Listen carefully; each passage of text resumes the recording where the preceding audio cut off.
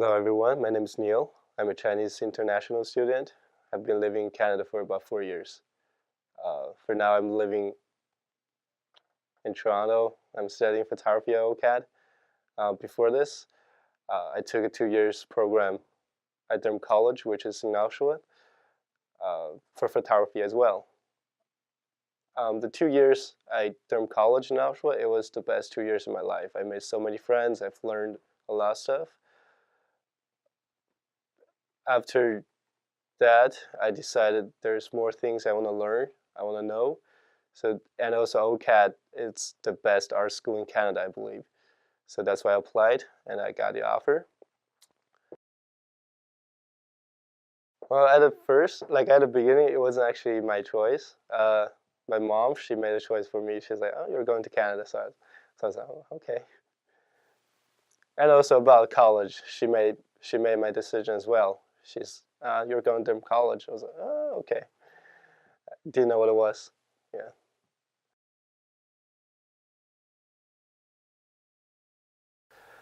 Um, the challenge was when I just came to Canada, I wasn't very good at English. I couldn't speak very well. Um, but fortunately, I made so many friends, and they they didn't care about how terrible I sound. So so my English improved a lot. I really appreciate it. These photographs I took for one of my assignments. It's about my friend. He's a Chinese guy as well. But the thing is, he's. I think we came to Canada at the same time, pretty much around the same time, and uh,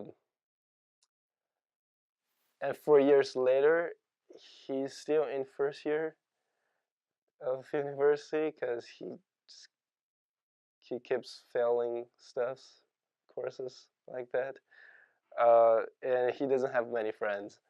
So when I got an assignment, the assignment which is about telling a story. So this guy just immediately jumped in my head. So uh, I took a few photographs of him. Yeah, he's so Chinese, very Chinese. And the problem, I think, his problem, I think, is he'll get scared whenever it comes to speaking English.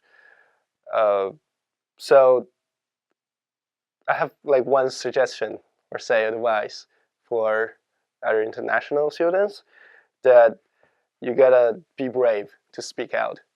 It is very important. Uh, the thing is, for me, like I'll be kind of example, I guess. Before I came to Canada, I took IELTS English test. I got 4, which is terrible, which is kind of very bad. And and for now, I got 8, which is quite decent, I guess. Yeah. So I would say just be brave and speak out and try to make some more friends and yeah, and your life will be good. I feel good being in Canada. Yeah.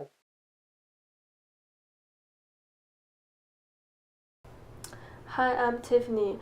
I came here. I came here Toronto for almost 7 years, and now I'm studying at University of Toronto Media Studies. And this is my last year in Toronto. But however, at the beginning of study here, I want to continue to study and live in Toronto. But now I don't think so. I want to go back to China and live with my parents. Cause for me, my personality is very shy, and it's hard for me to make friends with local people. And when we have a group work, I would like to have the group with the Chinese people, cause we can communicate with them. You use my language. Cause for if I have a group with the local people. I'm worried about that. If I speak or express myself, they cannot understand me. So so also it's caused that I cannot go deep with them and even make more friends. My friends in China, they admire my life in Toronto, and they think I'm lucky to can study here and learn more things and make more friends. However, it's not like that. My life is not what I shown on Instagram and WeChat. And for 1 year, I only can spend with my parents for two months. So I this makes me wanna go back to China after I graduate.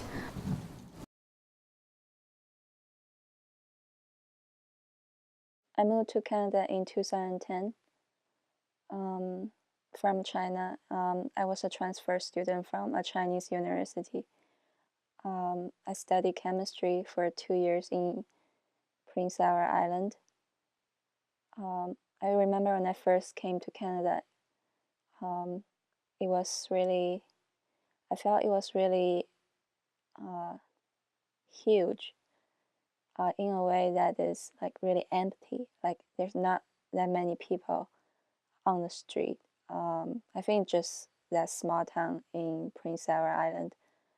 And then I moved out from there and then to Toronto in 2013. And I decided to go back to school. So I chose OCAD. When I moved here in Toronto, it was summer. But I remember that summer was super cold. It kind of just like there's sunlight, but you just walk down the street and it just kind of make you feel this chill on your skin. Like I felt like alienated from all the people walking beside me. It kind of feel like I was a ghost somehow. I think the biggest challenge for me is language barrier. Yeah, when I first came here, I felt like I didn't know how to speak English, and I was kind of intimidated to actually speak to the local people. Um, and also, there's a cultural barrier. Like sometimes you just talk to people and they will talk to you fine, but when they want to ignore you, they will just like talk to each other about all this thing that they grew up watching TV and the kind of TV show they know, and you just like feel like you're like being like you're almost like outside of the conversation, and it felt really like strange in a way, like you can't like you feel like you can't really get in there. Do you think shy is a bad character for Chinese international students to develop their English? Uh, yes. I'm not sure it's a bad thing, but because it definitely kind of inhibits how you interact with people. Um, like because you're not confident and you act this shy, and not everybody have the patience for you to just talk to you and baby you are. I don't know.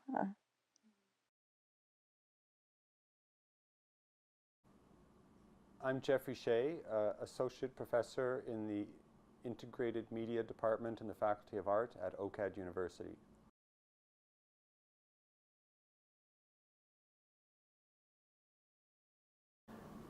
Well, I have had experience with Chinese international students who are more formal than sort of local students as you described them. That there's sometimes there's a shyness about speaking up in class or perhaps arguing different positions. And with a lot of international students, where English is a second language, sometimes the language is a bit of an issue. But that's a common struggle for lots of students. Do you think young people left their family and their home city to study abroad is a good thing to build their personality? Is that a good choice, you think? Well, when I was young, I was very eager to move away from my family, to live on my own, to experience the world, to stand on my own feet, and to travel and to visit different cultures. So I thought that was good for me. I've encouraged that with my children. But I think for different people, it might not be the best approach. Maybe some people would rather, stay closer to home. I think there's all sorts of different people.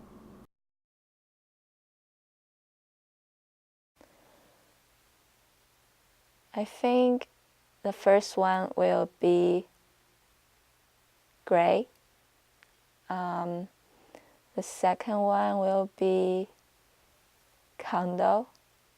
The third one will be winter.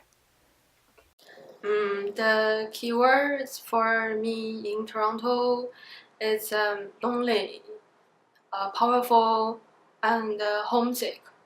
Toronto.